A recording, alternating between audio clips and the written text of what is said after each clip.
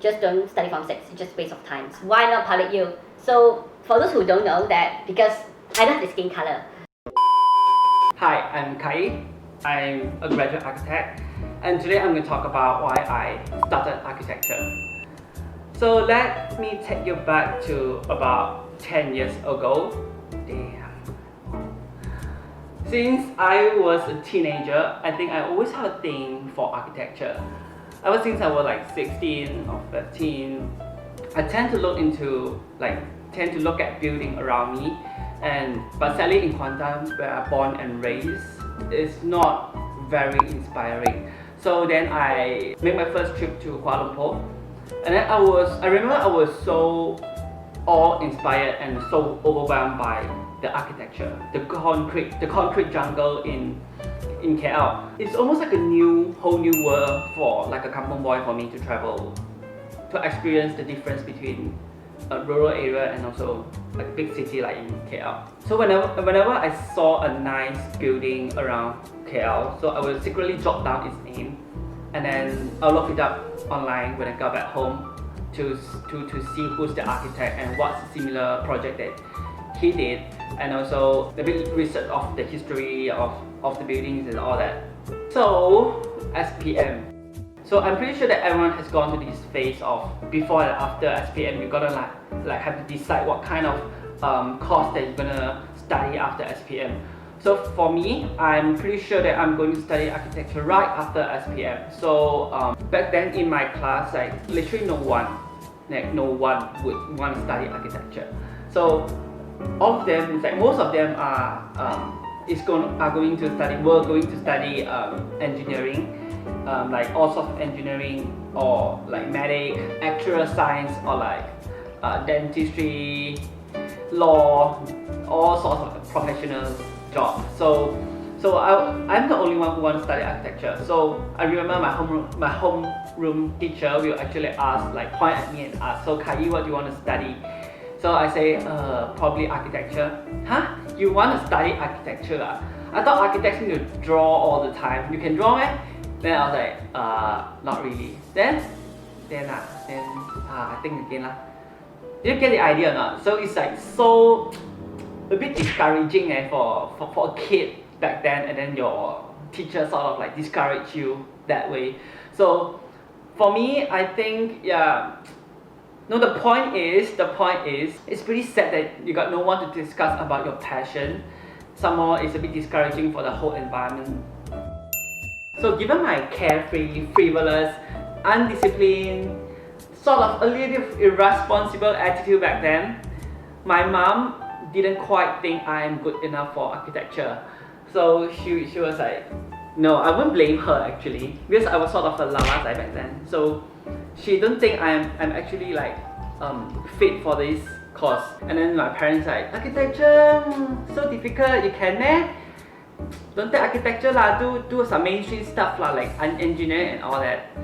So I was like, anyhow, I still told my mom that I want to do architecture regardless of these distressing remarks, and very much expectedly that she shuts me out. She say, no, you either take public university offer of electrical engineering course in UAM, or you do Form 6. So I was like, damn, I don't do engineering. It's not my thing. Engineering, I couldn't even imagine myself do engineering. I would rather die.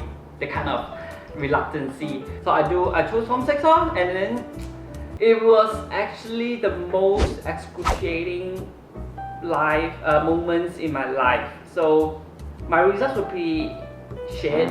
It's not like shit lah, it's okay lah. I got 2.6 something, and it's not that great, but it's not that bad either. So so it's okay lah. So but also a lot of drama and shit, so I not really enjoyed my time in Form 6. So a little bit advice for those who want to study Form 6. So if you know exactly what you want to do, just don't study Form 6, it's just waste of time. So just go straight to what you want to do. So after STPM, I want to study architecture. So my mom had me no choice, and she said, study lah, you want architecture so badly, then go ahead lah. Anyway, I went ahead and did some research of all private architecture school in Malaysia. And you may ask, why not public U? So for those who don't know that, because I don't have the skin color. Okay, just kidding lah.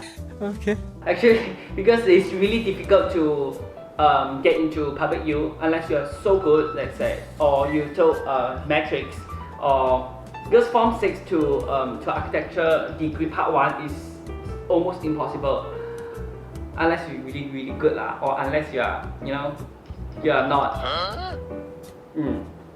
Yeah. What? So my only to go is private school because it's much easier for me, and as long as you got the chiching, of course, and also some decent grades in SPM and SPM, you can for sure can get into those schools. So the end of the day, I chosen Lim Kok Wing. So you may ask, how come you chose Lim Kok Wing one? You're not supposed to go UCSI and Taylor's man. Yeah lah, I didn't choose Lim Kok Wing. I don't know why, because it's such a bad choice. It's a bad choice. Okay, just don't go Lim Kok Wing lah. Just What? Bro, what are you talking about, man? Because of some issues also, I quickly transferred to UCSI, and bam, that officially marks the beginning of my architecture life. So everything seems to fall into place, and everything seems to start to make sense. And I met a lot of wonderful people. I met a bunch of really good friends, and we share our passion.